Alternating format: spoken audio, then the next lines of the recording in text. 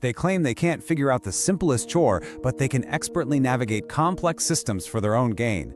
Why does their incompetence come and go? This is the dark psychological paradox of selective competence, a strategic act of helplessness. Okay, let's really dive into this, because this isn't just about someone being a little lazy or, forgetful.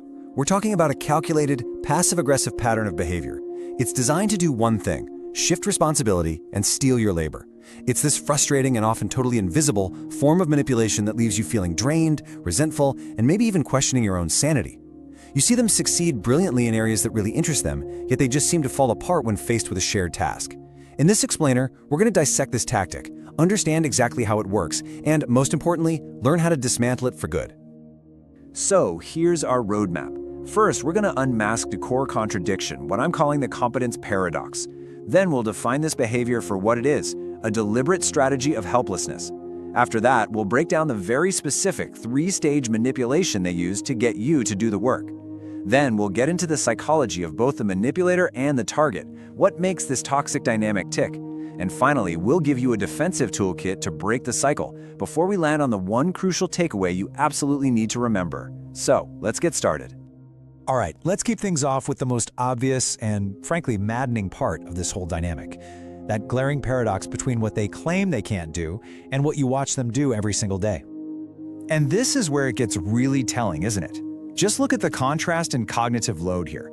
On the left, you've got tasks they treat as overwhelmingly complex. Scheduling an appointment? That's just a simple phone call. Doing the dishes correctly? A basic motor skill. Following a recipe? It's literally a set of step-by-step instructions. But now, look to the right. Mastering a complex video game requires learning intricate rule systems and strategizing in real time. Managing a fantasy sports team? That takes deep statistical analysis and long-term planning. Researching crypto demands you understand incredibly volatile market trends. So the crucial point here is that the helplessness isn't linked to difficulty at all. It's linked to desire and shared responsibility. The incompetence only shows up from mutual or mundane tasks. For their own self-serving hobbies, their competence is absolutely limitless. This isn't about ability, it's about where they choose to allocate their effort. So how does this paradox actually build into a defined strategy? Well, this isn't random. We need to move from just observing this frustrating behavior to really understanding its clinical context and its purpose. Make no mistake, this is a tactic with a very clear goal. And here it is, the formal definition. Selective competence is a form of passive-aggressive manipulation. Now, the key words here, and you really have to focus on these, are feigns and force. It's an act. It's a performance of inability.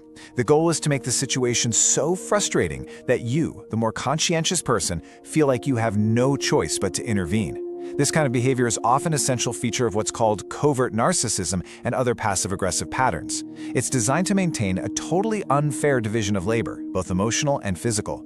And over time, this just eats away at intimacy and respect, replacing it with resentment and pure exhaustion. So you might be asking, why? What's the end game here? Well, first, it's to extract your labor. You become the default manager of the household, the social calendar, everything. They get all the benefits with none of the effort. Second, to avoid adult responsibility. These are just tasks they don't want to do, period.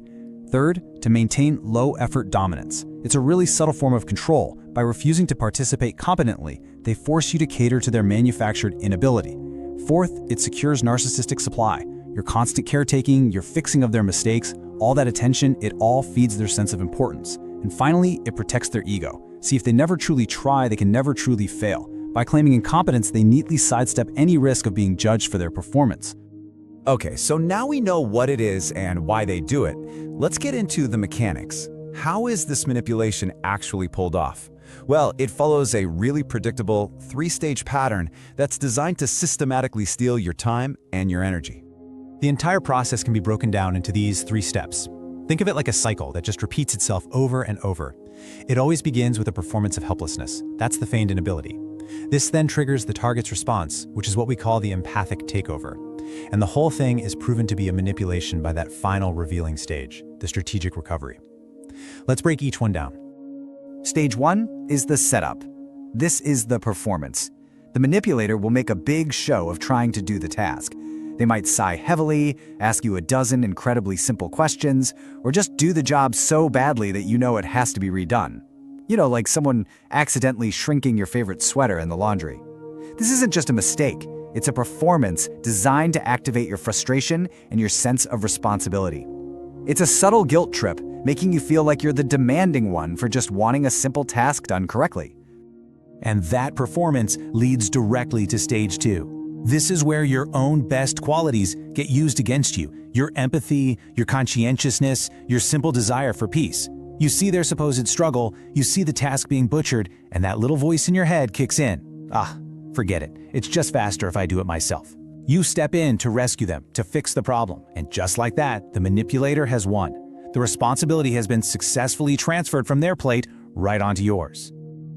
But this is the critical question. This is the moment that blows the entire game wide open. I mean, if this were a genuine lack of ability, it would apply to all similar tasks, right? But it doesn't. And that brings us to the final and most revealing stage of all.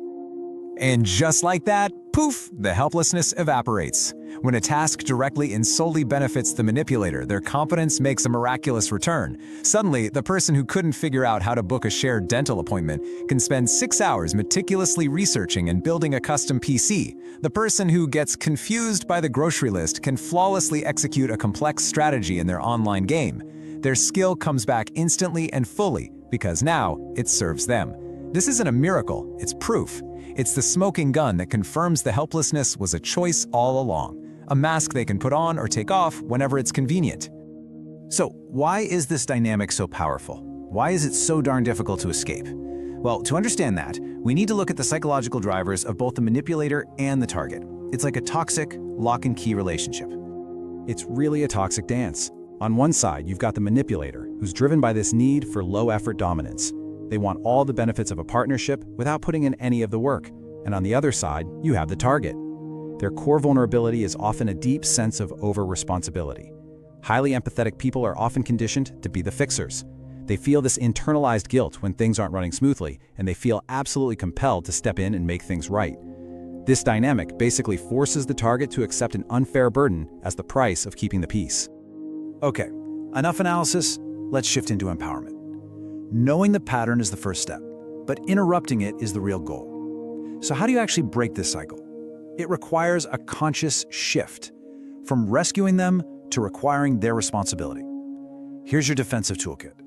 Your first and most powerful tool is the observation test. You have to become a neutral observer of your own life.